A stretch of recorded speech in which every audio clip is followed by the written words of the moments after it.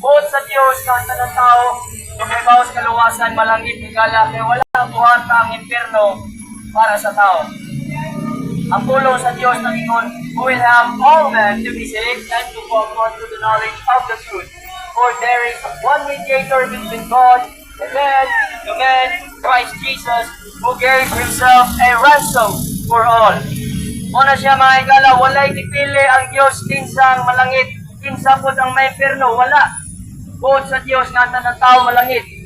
Buot sa Diyos na ang sahad kaniya nga motoo ang mga tao. Kaya pulong sa Diyos na ingon, the Lord is not slack concerning His promise, but some men count slackness, but is long-suffering towards one, not willing that any should perish, but that all should come to repentance. Jesus says, Sigala Exod, then if thou shalt confess with thy mouth the Lord Jesus, and shalt believe in thine heart that God hath raised him from the dead, thou shalt be saved.